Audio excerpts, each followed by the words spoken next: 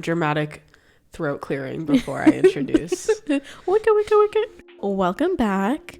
We are in the subjective living series. Yes. Hallie, can you give us an overview of subjective living?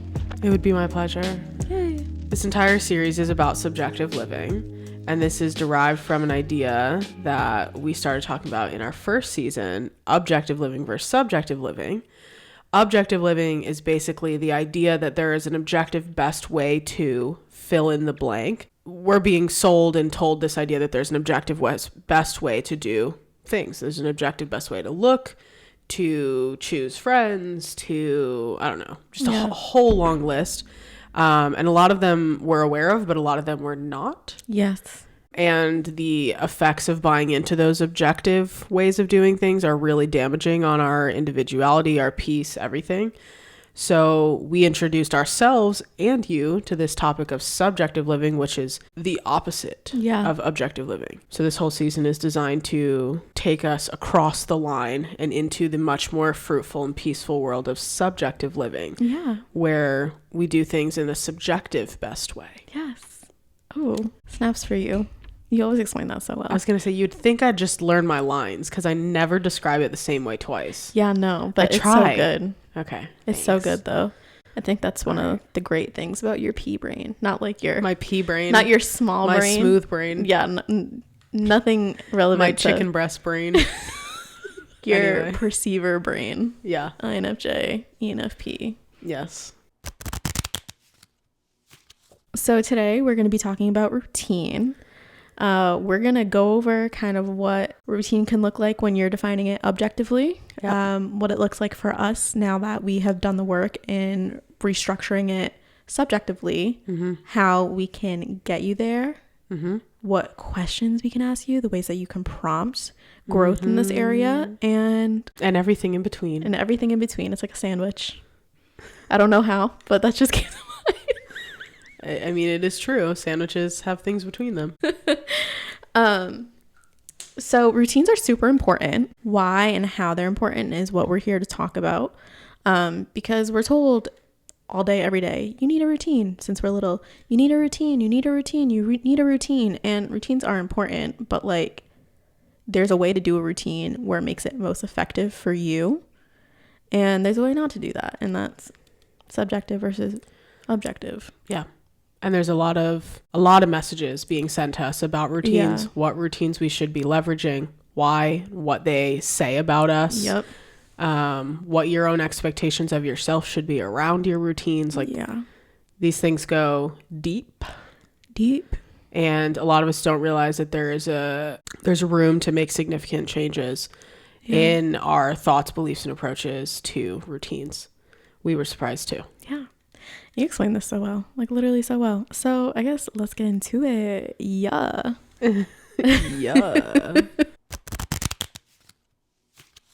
Okay, so in drafting this episode, in preparing for this episode, similar to previous episodes, we kind of took an audit of what our motivators were, what was driving our behaviors and approaches when we were doing this topic, right? Routines, through a lens of objective living. And so there were three main motivators or drivers that we came across. And I think we should hit on all of them, honestly, because they're all important. Yeah. One, we were motivated by the ability to maintain the optics. We talked about optics in the previous session. What is it called? Episode. Thank you. We also were motivated by the ability to hustle for our worthiness, which we've also talked about before, that worthiness component. And we were also motivated by this like ability to leverage external accountability. Yep. So let's start with worthiness. A big piece of designing my routines, selecting my routines, engaging with my routines when I was doing it through the lens of objective living was, this is a chance for me to prove my worthiness. Yeah. There was a narrative in my head that if I can just do these routines, then it's reasonable to believe these things about myself, right? Like if I stick to this routine, I have evidence or have reason to believe I'll be successful. If I can stick to this routine, then I can identify as a person who can take care of themselves. Blah, blah, blah, you know what I mean? Like all of these things. And there was a dangerous side of that, which we'll get into later, which was what happens when I can't stick to this routine. But did you have a similar experience with your worthiness being tied up in your routines? Yeah, for sure. I mean, I think something that like and I think this falls into the buckets of all three motivators, but like we're told like, oh, like billionaires have this routine, millionaires have this routine, you know what I mean? And it's like we're kind of like sold like, oh, well, if you don't do this routine, you're not this, you're not that, you're not this. And I think like, I mean, personally for me, I really fucking hate Henry Ford. But like Henry Ford and the invention of a 9-to-5 kind of reinforced not the need for a routine, but like routines correlating with worth, with value, with effectiveness, with efficiency, with outputs and all these things.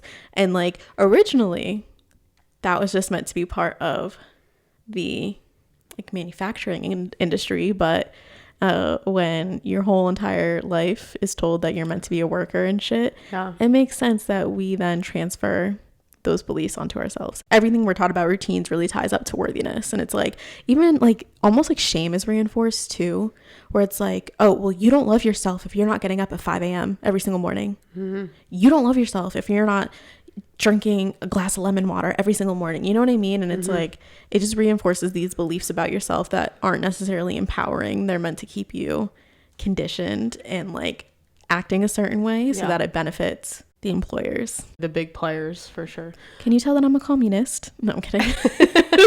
I'm kidding. The thing about the chia seeds like kind of pinged me because I have like tangible memories of being in these shame spirals about like, I don't like the taste of some gross thing like echinacea that people are drinking and it's proving to them that they're going to live a happy life. I struggled sitting still enough to get into meditation. I struggle, I should not say with a gag reflex. I'm trying to find a man. I struggle like these little tiny things that are so super normal and human. Like anytime a routine that's supposed to be amazing for me was like hard, gross, like disempowering, discouraging, my worthiness was like in the dumps, you know what I mean? And I truly felt like being able to adhere to routines are the ultimate evidence that I have my life together. And so if I'm not sticking with routines, I don't have my life together. And if I don't have my life together, my life's not going anywhere. So if it goes nowhere, how does that leave me mentally, emotionally, spiritually, socially? And so I tracked back the brightness and the grandness of my future to if I can maintain a routine today. And I'm a perceiver, so I couldn't. I just struggled forever thinking my life would amount to something because I had I don't know. We're being sold the idea that the only evidence you have of the brightness of your future is exactly what you did today. And in some ways, sure. But not in all the ways we're being sold that narrative. You know what I mean? The next motivator was the optics. And we talked about the optics in the past. And I know we both have like some cringeworthy examples of this one. But we want to bring back up this subject we brought up in the first season, which is this thing that I could go on about for hours and hours. Crowdsourcing your confidence. Let's say we want to believe that we are cool and intelligent, but it's hard to believe that, right? One thing that we'll often do is put on a show or a performance, even if it's subconscious and you don't realize you're performing for other people, so that their response to us will be, oh, wow, you're cool. Oh, wow, you're intelligent. And then once 100 people have said that, we're like, bet, that seems like substantial evidence for me to believe that about myself. And it's like, somehow we don't slow down enough to realize we're doing all of that. We just think, I think I'm cool. Yep. I think I'm intelligent. But in reality, we've crowdsourced all that confidence. Yeah. And it's dangerous, right? Yeah. Because it's dependent on everyone else's opinion. Yeah. And it's dangerous, right? Yeah. Something that's really dangerous when it comes to like crowdsourcing. Crowdsourcing itself is just fucking dangerous when it comes to things as personal as like your worth, your confidence, whatever. Your identity. Know what I mean? Exactly. Yeah. When you are crowdsourcing those things, what you're telling yourself is that people's opinions and perspectives of me weigh more to me than my own. And so it's like when your routines are really being informed or structured by those beliefs, you're performing for other people. And it's like, no offense, no one's really benefiting if you go out and run 5 miles a day besides yourself. You know what I mean? And it's like, if it's fucking agonizing, if you're getting fucking shin splints, you know what I mean? Like all these terrible things are happening to you, but you're like, I'm committed to it because these people are depending on me for it. It's like, they're not really, you know what I mean? Like, yeah. So it's important that it's just important that it comes from you. And it's like, you're the one who's doing it, because when you're not, you could be causing yourself harm. Like you could be causing yourself like real harm. And like, I think something too that we've touched on with objective living overall is that when you're doing these things and you're defining them, structuring them, whatever, based on other people's narratives, other people's opinions, other people's perspectives, you distance yourself from like your inner guide, like your own self, like you're distancing you from you. And like that causes a huge gap when it comes to trust, when it comes to intuition. Yeah. Self-trust, intuition, confidence, like all of these things. And it takes so long to build those things back. I don't know the chemical science behind this, you know what I mean? But like, I'm sure it's addicting getting like affirmed by like other people, you know what I mean? It's like that instant gratification, that instant dopamine, you know what I mean? So it's like when you're not getting that and you're trying to rebuild that, it takes a while. Yeah. It takes a while, but at the same time, we weren't really taught anything different. Yeah. Yeah. And so I have like a concrete example of this whole optics thing, like how my behavior is motivated by optics. Well, I have a couple and literally every single one of them is cringy. Oh no, same. Yeah. So the first one is there was a time period after I was teaching in Miami. I was done teaching and I was knee deep in that really embarrassing hustle culture where I like watched lives with like, I don't know, 30-year-old men talking about like affiliate marketing and shit for like hours in the middle of the night so that I could be on their time zone. Like disgusting, terrible. And I actually started a YouTube channel as a result of like them saying, oh, this is good for affiliate marketing. And I was teaching, like making videos on all these like terrible business cringy concepts that don't matter at all. But I felt I needed to put that out there. And literally in one of the videos, because of course, one of the first things they tell you to get into is like, oh my God, I'm so glad I don't even remember what it's called. Law of attraction. Yeah. Law of attraction, which whatever, it's still real. But like, I don't like it when it's like all masculine energy. You know? But I did this video on law of attraction where like at the end of it, I talked about the one thing I'm going to do and how successful it's going to be, and watch my life 2 years from now is going to look like this. And it's like literally a public declaration of exactly how my future is going to go. Because God, that's terrible. Right. And it was like, if I listen to that now, well, I deleted it for sure. Like for sure, skis. That's disgusting. If I listen to it now, if I listen to it a month after I put it out there, I'm like, I don't want that. Yeah. At all whatsoever. Yeah. But I knew that I had not done anything intriguing and impressive in a while, which is normally what I'd been doing the past 10 years. So I have to do something, you know? Yeah. So I put that out and I put it to all my networks and I let everybody watch it. And it's like, fuck. That's crazy, you know? Yeah. And the other piece was when I was coming down from that and realizing like, oh, you know, I don't really like that, but I still didn't totally understand what subjective living was. For myself, I would wake up and watch the sunrise all the time, watch the sunset all the time. And I would, you know, wake up thinking about myself. I would go outside, watch the sunset thinking about myself, and then a thought would pop into my head that I need to take a picture of this sunset and I need the sunrise. I need to post on Instagram with not only just the picture but the timestamp, and the earlier it is, the more impressive it is, And so I can't get a 6:01 a.m. photo. I need a 5:57 a.m. photo because the 5 is more impressive.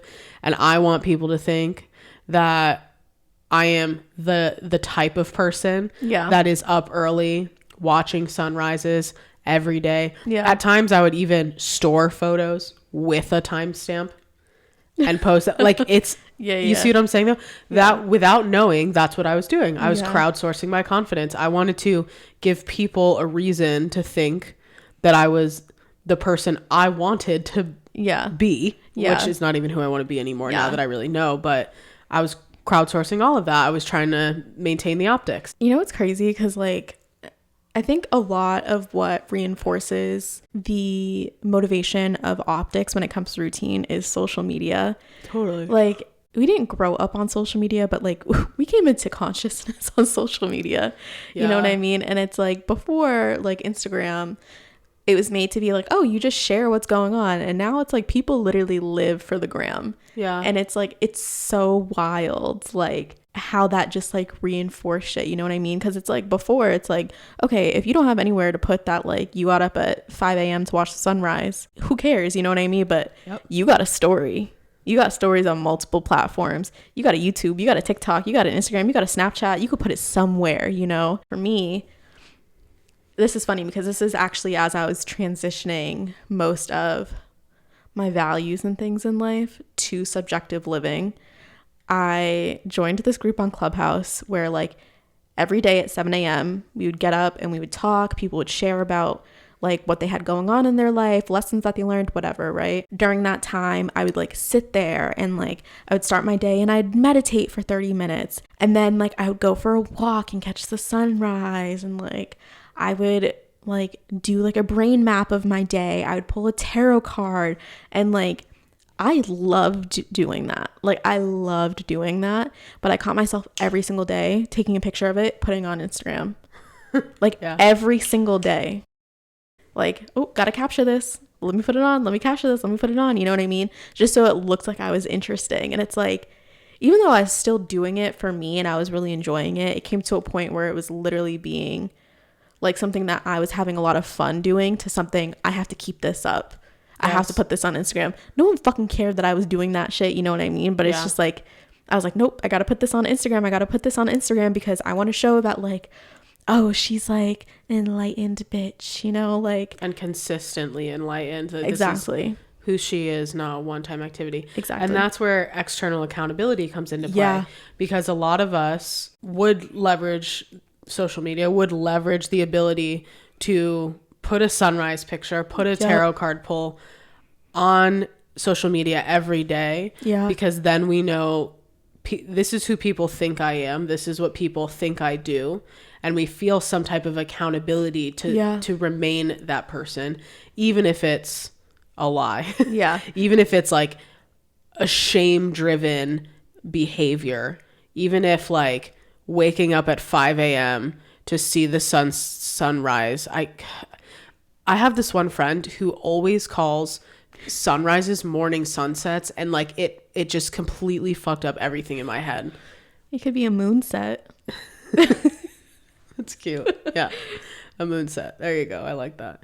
A lot of us have gotten into this mode where who we are is unclear, or it's slipping, or it's hard to maintain. So we leverage external accountability as a way to make it slip less, I guess. You know what I mean? And I can pinpoint back when I was like really active on Instagram, and people would tell me all the time, I love your stories. And I'm like, I know, because I'm a storyteller. Yeah. I showed cool shit I was doing. I shared thoughts that other people weren't thinking. But I had a narrative for who I knew I was, but felt I wasn't being enough of. So I need to prove to other people that I am. So they tell me they love my stories, and I feel like I'm all these things. You know what I mean? Yeah. And I noticed an extremely tangible difference as soon as I got off Instagram. Yep. And had nowhere to put shit. Yep. I could have put shit somewhere, but I told myself, do the same things, but don't put it anywhere. Yeah. And this goes back to what we were talking about in the last episode about, would you still buy this, do this, want this if no one else could ever see? Yeah. You got no social credit for it. Would you still? And 99% of the things that I was doing, no. It's like, bye. The 1% was beautiful. It was great. It had like richness to it, and it nourished my soul, whatever, you know. But the 99%, I was like, damn. Yeah. It's so nice to put nothing nowhere. Yep. It is so nice. Yeah. It is so nice. Okay, so the 3 motivators that come with objectively defined routines for us that we identified. Yeah. We have worthiness, optics, and external accountability. When you kind of give up that power and you just do things because this is the way they should be, in hard quotes, this is what it should be like, this is how we should be doing things, whatever, there is a net negative that comes to it. You know what I mean? There is a way that it harms us, it keeps us from ourselves, it distances us from like love and like just inner guidance, and once again dissolves any trust that we have with ourselves. Mainly because it ties our self-worth up to, are we able to maintain these routines? I mean, once again, constant messaging that we got was like, billionaires do this, millionaires do this, successful people do this, it girls do this, hot girls do this, well, whoever does this. Exactly. And it's like, if you're not doing this every single fucking day of your life, you're not you're not even an ounce of it. You know what I mean? Like, just disgusting. And it's like, oh, you can't keep up with that? All right, well, you're not going to be successful. You're going to be trapped in the life that you hate. You're not good at life. That was a big one for me. Like, you're not good at life. You're not good at life, period. You're not good at life. You're not responsible. Anything else that comes to mind? I mean, you hurt my feelings right now. Sorry. No, I'm kidding. Oh, another one. You lack discipline. That's a big one. Oh my God. Discipline can suck my dick. No, I'm kidding. I just hate that concept, actually. Yeah. It was like the one thing I hustled for so hard. Discipline is all up in masculine energy. And that's not to say that it's not beneficial, but it just doesn't serve me. Yeah. So I'm not into it. But I think the main thing that comes to mind, and we've used this term before, is like dangerous inverse. Yeah. So yes, there are benefits to you running a mile a day and drinking all these drinks in the morning and journaling. Yeah, there are benefits to those, but there are dangerous inverses of all of these things that are promising, right? And the motivation is what matters. Yes. Right. So like, yeah, and there's a very thin line too. A very thin line, because like one of the examples I just gave was like, I was doing it for myself. Quickly it became something I was doing for the optics and external validation. Exactly. And the main consequence of routines grounded, designed in the spirit of objective living is that shame is all up in that picture. Yep. It is. So if I don't pull it off, I should feel ashamed. Yeah. If I need to pull it off, I'll motivate myself with shame. Shame is way too present in that cycle for it to be a fruitful cycle. Hence why we've made the leap. We made the leap. Subjective living now, kid. Yeah. Well, these objectively defined routines and the shame that it causes and just all the issues that it causes internally, it reinforces a fucked up belief that our value is tied in our outputs. And I think I've talked about this before. I read this book called Lynchpin by Seth Godin, and basically it kind of just breaks down Henry Ford and his fuckery. Would love to break that man down. Literally. It's kind of just like, we're meant to be like, the way that we are beneficial in specifically American society is based on our outputs and how much we're able to produce. And like, that's all tied to a routine. You know what I mean? Like, is your routine efficient? Is it effective? What are you able to give or create, manufacture out of this routine? And if you don't have a good routine, your outputs are affected. And if your outputs are effective, you lack value as a person. And I think that's extremely dangerous. So I'm really glad we've transitioned to subjective living. We hope y'all can do that too. But before that, before we give y'all like the 17 herbs and spices or whatever it is from KFC. Also, fun fact. What? I've told you this about 40 times, but I can't get over how fun this fact is. The KFC Twitter account only follows something like guys named Herb and the Spice Girls. The Spice Girls, like something like that. Yeah, spices and herbs. That's just fucking funny. Anyways, before we give you the secret sauce, let's talk about how defining our routines subjectively or having them bask in the essence of subjectivity, Ooh. How that's felt for us. Can I tell you what it looks like? Yeah. Okay, there's a few things in life I like to brag about, and I've added to the list my routines. Mm-hmm. And the reason there's so much good energy behind them is because they are individualized. They are subjective. Yeah. So they're fucking exciting to me. Mm-hmm. I just love my routines. Yeah. I have a bunch of them. At the end of the day, I'm not a very super structured person. I like structure, but I like flexible structure, if that makes sense. Yeah. So I have routines that are charming, in my opinion. I have routines that help me tell stories I want to tell. Yeah. Like, so for example, my brother and I both solve a Rubik's Cube every morning. I love being able to say that. I love being connected to my brother in a way that makes no sense to anyone else. That's cool. You know, I also like, for example, I always watch Bob's Burgers when I do my skincare routine. Mm-hmm. That's amazing. You know what I mean? I do that because I never watched cartoons. Yeah. Never had stuffed animals. Just did not do that shit. Never read fiction books. Yeah. You know what I mean? Yeah. Because I felt this pressure to be this extremely successful non-fiction human. Yeah. You know what I mean? Like, fuck that. Yeah. So now I'm like, I want to make sure there's time in my day to lean into like my childlike self. You know what I mean? So I watch cartoons every time that I do my skincare. Yeah. I love that for me. Oh, or like, okay, meditating. Meditating is a thing a lot of people say. It's one that we get a lot of pressure around, right? Yeah, for sure. And I felt a lot of pressure around it. Yeah. So what worked for me was I do meditations meant for school children, literally for 6-year-olds. And I love them. And I feel successful. Yeah. And relaxed. It's so funny. But other than that, I have all these like mini routines. For example, like I derive so much joy out of doing my laundry and recolor coordinating my closet, right? Because I put them specifically by hue and saturation and blah, blah, blah. And I put all the greens in the green rooms and the pinks in the pink room. And I love getting to move things around and reset them. Yeah. No one else gives a shit about that. You know what I mean? But it is like such a nice ceremonial part of my week that it really does something for me, you know? Or like, sorry, see, I'm just going on, but because these are exciting to me, you know what I mean? Routines, yeah. I have like a series of things I drink in the morning, which is funny because I was never able to pull that shit off when I was shame motivated, you know? But now what I do is I've settled on my drinks, I pour them, and I literally cheers the universe before I drink. I'm like, cheers, universe. You're the fucking homie. Thanks for making this possible. Shout out to you. And just like living alone doing that shit. You know what I mean? But little things like that, they're like traditions, ceremonies, but they fit in the category of routines and they help me get shit done and they help me be the person I want to be. And no one knows I'm doing them except the people I brag to about them, you know? Yeah. I love those. Thanks. What kind of routines do you do?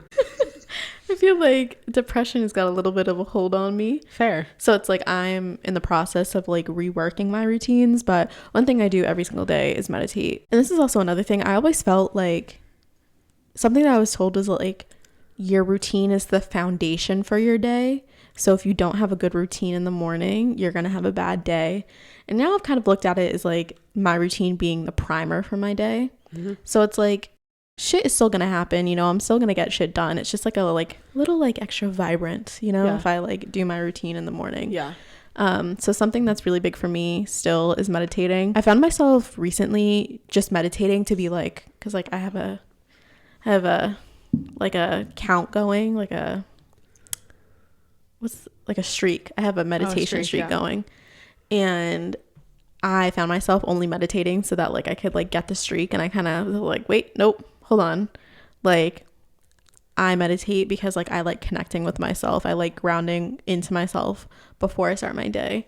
So meditation has still been a really big thing for me. Gratitude, because like I feel like I'm just a wee bit pessimistic. Yeah, I just like struggle when it comes to that stuff. So like gratitude's become a daily thing. Before I was doing, and this was objectively defined or influenced, I was doing like 10 things that I'm grateful for and writing it 3 times. So like I'm grateful for my iPad. I'm grateful for my iPad. I'm grateful for my iPad. Okay, next thing. I'm grateful for the breath that you know what I mean? Like things like that. And like, I just found once again, I was doing things that were just more so like, oh, I've been doing this, so I need to continue doing this. And so I started to switch up, and I was like, you know what? I'm going to set a timer, and I'm just going to write for 5 minutes things that I'm grateful for. And like, that's been super helpful. A lot of my routines are really tied to like my mental health in terms of like, I don't know, just like making sure that like I'm reminded throughout the day that like, hey, you know, we can get through this, you know, like it's okay. Yeah. So I've been like reciting affirmations in the mirror and stuff like that. And so like, that's been like a really nice part of like quality time with me. But overall, I feel like my routines, like the actual things in my routines switch up every couple weeks, but like I have a purpose behind my routines. That's what I was going to say. That's one thing that you taught me actually. When I was getting into more individualized routines, I still felt the pressure, or I was still responding to the message, you have to do things every day in the same order. Yeah. You're the one who impressed upon me that routines, you can keep kind of a repertoire of routines that you call on based on your state. Yeah. You know what I mean? And so that's more of what I do now. Yeah. I have maybe a mental list of routines that create peace for me, routines that create joy for me, routines that, and when I check in with myself and recognize, well, shit, I need some of that. Yeah. I pull from my repertoire, you know? Yeah. So you taught me that, and it's made a big difference, because a lot of like maintaining everything consistently in the same order daily, blah, blah, blah. It's not practical. Yeah. It's not practical. Also, and it's so easy to fall into fine, I'll do it, but it is motivated by shame, and I never want that, you know? Yeah. And I also think for me, it's like, so something I've been tuning more into recently is cycle syncing. So like eating certain things based on where I am in my menstrual cycle, exercising certain ways based on where I am in my menstrual cycle. And so it's like, I'm like, yo, if I am a different person every single day, like, I don't know, like, it's like if your needs shift throughout the month, your needs shift throughout the day. You know what I mean? It's like, it's not, it doesn't make sense. Like, I'm not my same self, like on a Monday morning that I might be on a Tuesday morning. You know what I mean? Like, I might need different things. And so I give myself that flexibility to like, okay, like, this is what I need today. I'm going to do this. This is what I need today. I'm going to do that. Like, some mornings it might be, hey, I just want to go on a walk this morning. I want to go touch some trees. I want to, you know what I mean? Like, I just want to be in nature. Let me go. Some mornings might be, I really want to journal. Some mornings might be, I want to read, you know? And it's like, it's just giving myself that flexibility and that grace to be like, okay, you go gather what you need today. Because like, I don't want to be stuck in a routine because I do this every day and I need to do this. And if I fall off of this, I'm horrible. Like, no, like that is the old way of thinking that we're trying to like completely clear out, you know? Yes. But it definitely takes some time. Indeed. How do your routines feel now? So good. Yeah. Yeah. The words that come to mind for me are like fruitful. Yeah. But really before that is like truly enjoyable and rewarding. Yeah. Borderline addictive. There's this funny, have you ever read the book The Power of Habit? Yeah, you lent it to me. Okay. It sounds and the cover looks like it is a book that is the opposite of what we're talking about right now. But I actually found it a book that has a lot of grace in it. Yeah. So I feel like sometimes when people approach things from a scientific point of view, teaching you how your brain works instead of being like, here's how you should be motivated, you little punk. Yeah. It's actually a lot more graceful and like not so into shame.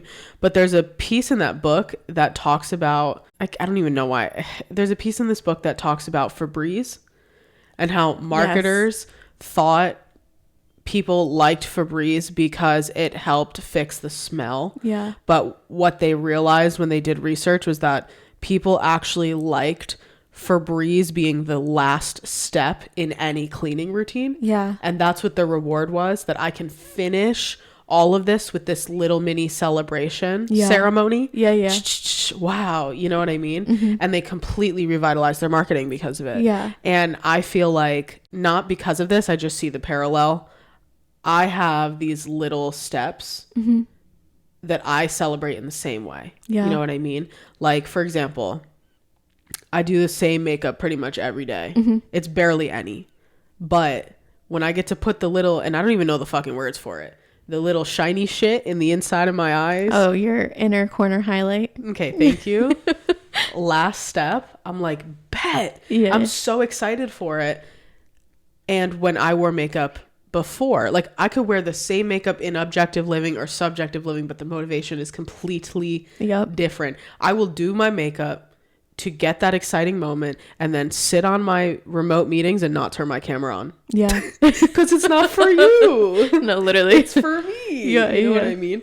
So I think it's exciting to really learn those insights about who you are and what gets you and what deserves to be ceremonial for you and what rituals and traditions you can have with yourself that are exciting and that they add up faster than all these routines that people push you to do. You know what I mean? They've added up so much faster for me. I'm healthier than I was. I'm more sure of myself. They feel amazing. And the one concept, sorry, I'm like raving because this is just a really exciting topic to me. Yeah. Okay.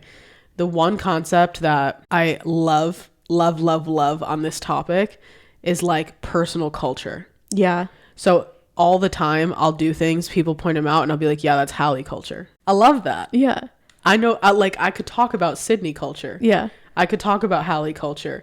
And thinking about it that way is cool because we understand the concept of culture. It comes with customs and traditions and, you know, color palettes and all this stuff. And it's like, we recognize culture, but like having a personal Hallie culture has helped me engage with myself in a consistent way. Yeah. You know what I mean? That's so beautiful. Which in a sense that is routines. You know what I mean? Yeah. So my routines feel like my best fucking friends and I can't wait to hang out with them. Yeah. Oh, that's so pretty. I love that. Thanks. You see, but this is like what subjective living can do. I think when we're doing things objectively, we're doing things because this is how they're taught to us. There's some benefit, whatever. And I keep talking about this 2 + 2 = 5, you know what I mean? But it's like when you start doing things subjectively, especially like something as intimate as routines, like things that you're doing on a daily basis, a weekly basis, whatever it is, but things that you're doing frequently, there's so much added benefit, you know what I mean? And it's like, it might not be tied to a specific output, you know what I mean? Like, I'm not logging on to work and typing out 4 extra Excel sheets, you know what I mean? Like, I'm not doing that. Yeah. But it's like the quality of my day is better. I'm interacting with things better. I feel lighter. I feel inspired, you know what I mean? And it's like, those are things that translate to a better quality life. And shockingly enough, we haven't said the word emotional indicators yet in this episode, but this is exactly what we're talking about, right? Yup. Yeah, we haven't talked about emotional indicators yet, but we should. We should. So how do we move towards routines that are defined, influenced, whatever, by subjective living? The first thing we always say in our work, a key piece to doing anything subjectively is that you have to know yourself. You really have to know yourself, or at least be willing to know yourself.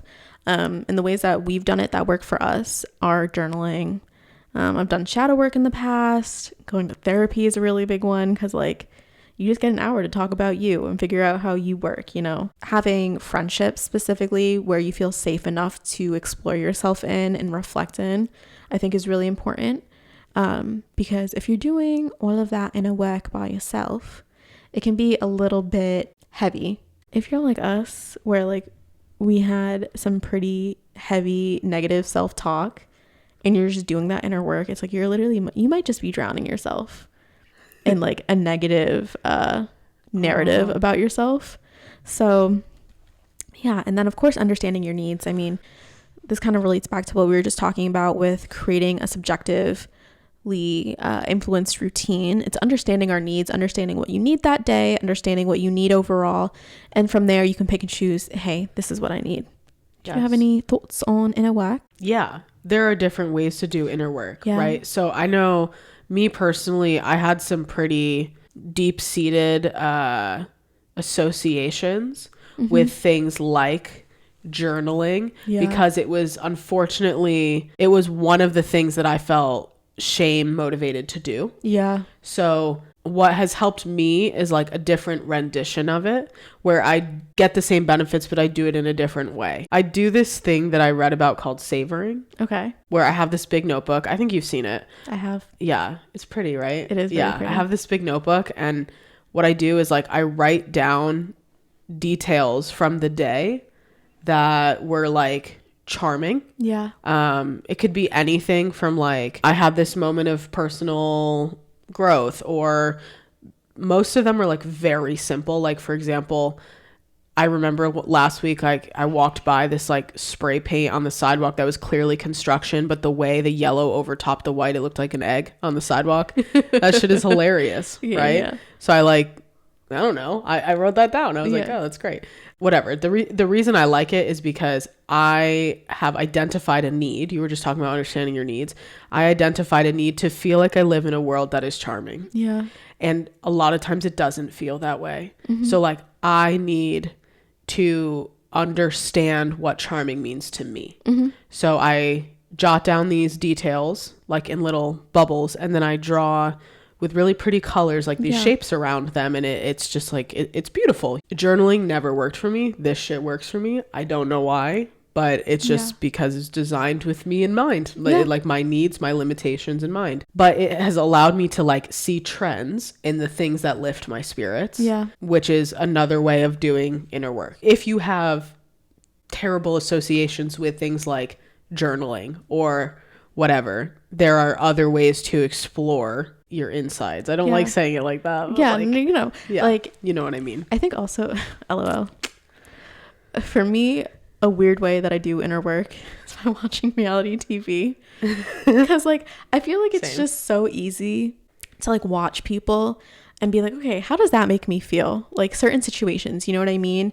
And it's like, I kind of am prompted to think about, okay, like what would I do in that situation? Or why did that make me uncomfortable? So that's like another way. Like, I feel like there are literally no bounds in which you can do inner work. Like for me, like neurographic art too, you know what I mean? Like there are just so many ways. It's just really taking the time and like the intention of getting to know yourself in whatever way you feel. Whatever way works for you. Yeah. Yeah. The second thing that helps us move towards subjective living is mindfulness. I just think this is super important. It just helps you get present. And I think if you're not necessarily present at times, you might not be able to listen to yourself and like understand certain things. Part of my duties that I do for therapy and just kind of overall monitoring how I'm feeling is that I have a mood tracker. So it's like throughout the day, I'll be like, okay, on a scale from 1 to 10, how do I feel? Or like sometimes I'll just like take out the emotion wheel.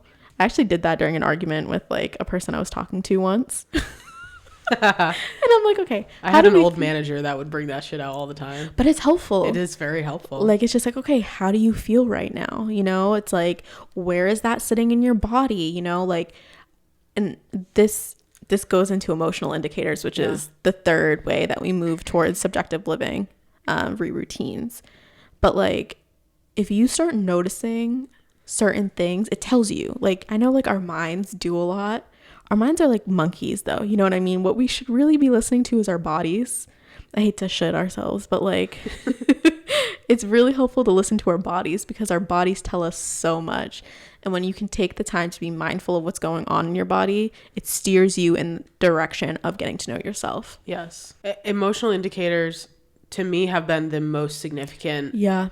That's the concept that has aided me the most in making this leap, you know what I mean, into subjective living around my routines. Yeah. And it's weird that it's so easy. Yeah. Okay. So like, you know how like you call up, I don't know, the DMV for help, and then they're like, okay. And then this thing comes on that says, can you stay after 2 extra minutes for a brief survey? And you're like, no, fuck you, right? Yeah.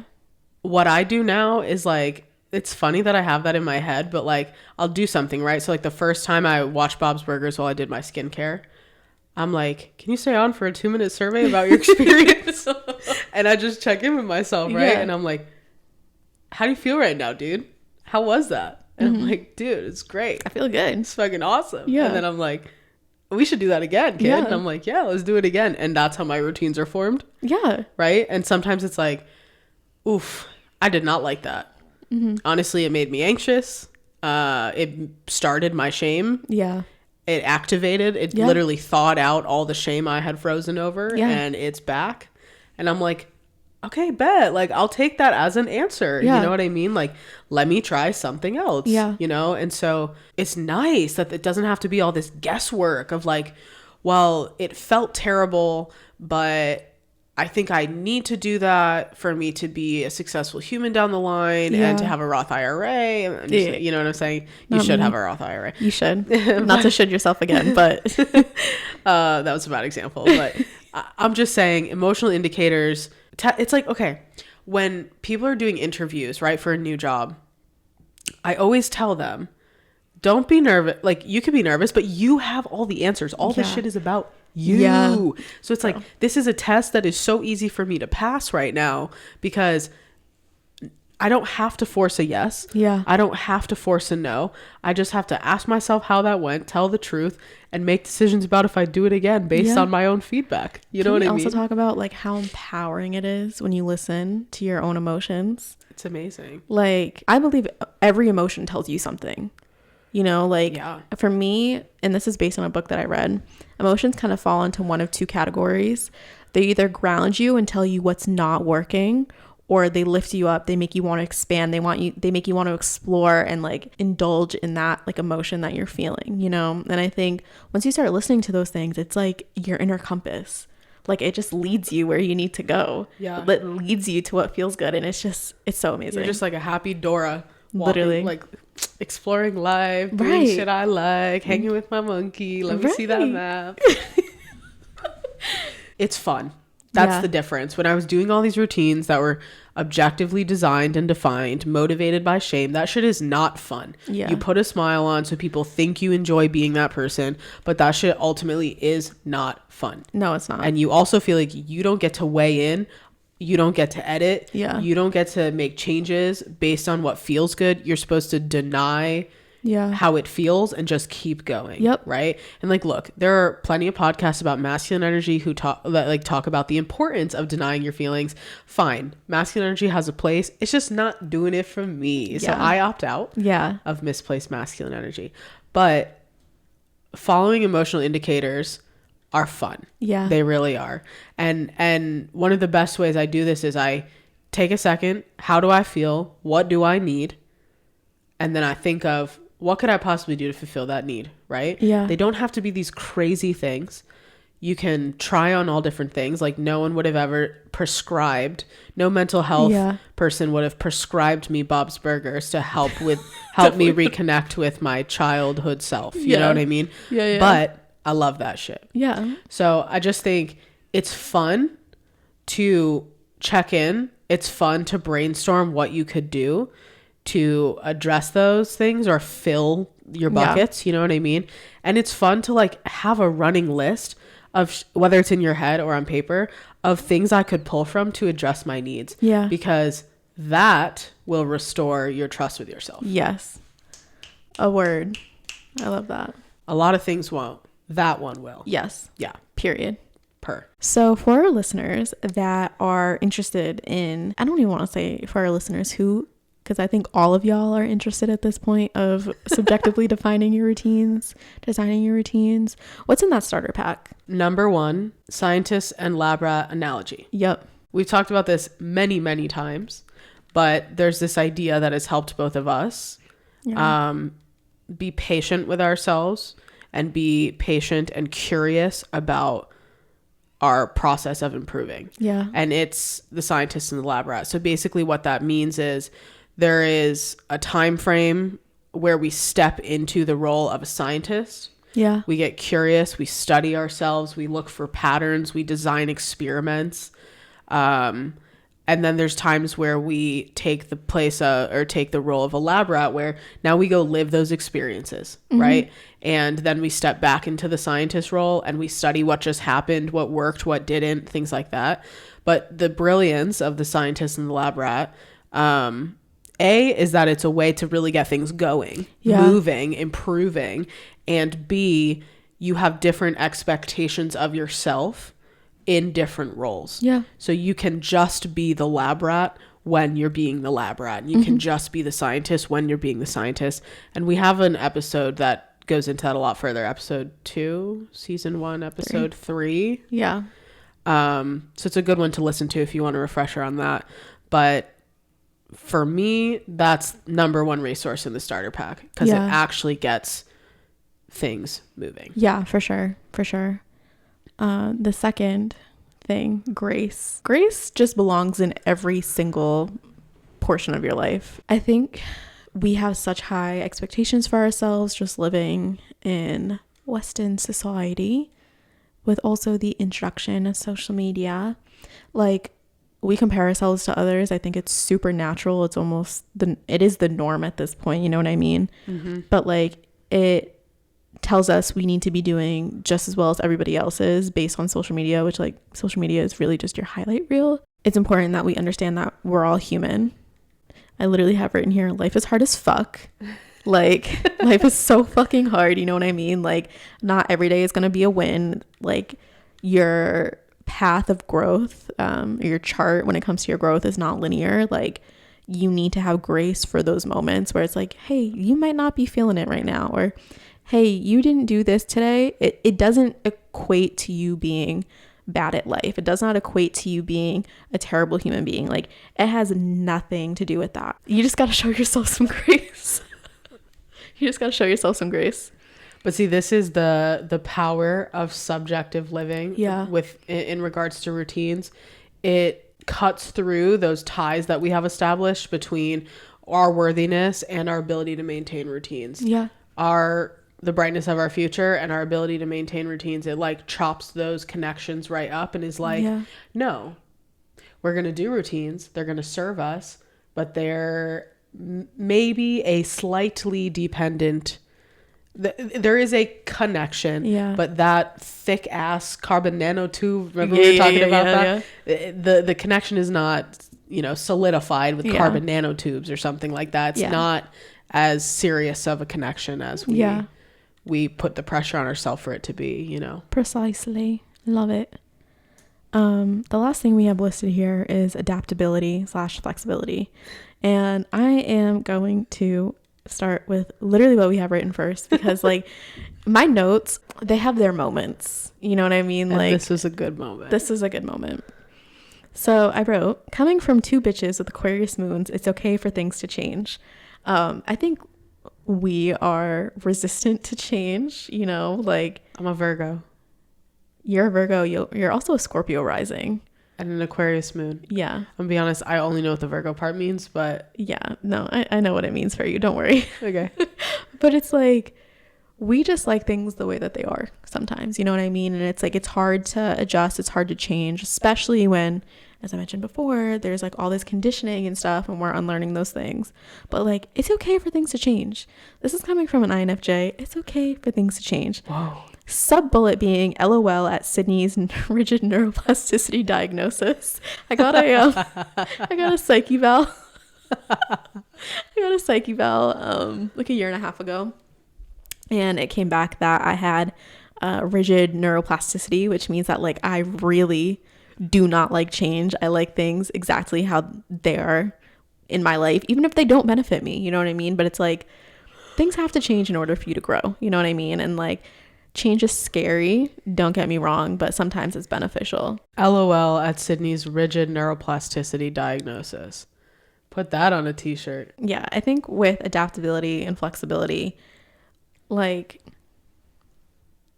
I don't know, it's once again, it's kind of ties into grace. It's just giving yourself the opportunity to get to know yourself better. Like, I know myself better today than I did a year ago, 2 years ago, you know what I mean? So it's like, my routines are probably going to change to reflect that. And like, once again, change is inevitable. You know what I mean? You're going to realize that certain things feel better than other things, whatever else, it's just allowing yourself to be open and flexible with this journey, I guess. Indeed. Well said. Yes. Thank you. Thank you. Thank you. So with switching our routines and the advice that we just gave our listeners, what has been the outcome of subjective living re-routines? The biggest thing, other than like joy, well, Honestly, a lot of things. Yeah. Okay, I have felt a lot of joy return to me. Mm-hmm. I felt a lot of creativity return to me. I felt a lot of peace return to me. Oh, that's so beautiful. Childlike faith return to me. Like a lot of those things. Yeah. And a lot of people around me probably didn't notice they were missing, but that was me being the optics. Yeah. You know what I mean? So I felt a lot of those things return to me.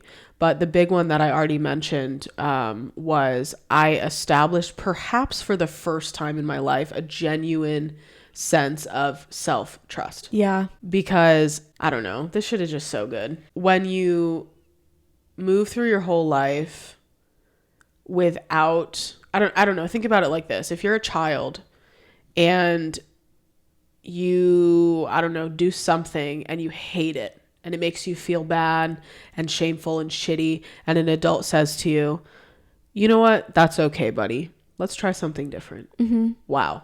Yeah. I trust them. Yeah. They care about my feelings. Mm-hmm. They care about not wanting me to feel bad. I don't know, it's like when we do things all the time that don't feel good and then tell ourselves to get over it and keep going, we're like denying ourselves that truth. We're making ourselves question our own reality, and if it's okay to feel that way, and we're kind of saying, no, the fuck it's not. Yeah. You know what I mean? Mm-hmm. So like giving myself permission to vote no on the survey has been very empowering. It like has reestablished trust with myself. I trust that I can get through life. I trust that I can live a quality, charming, colorful life, a life that I want to live. You know what I mean?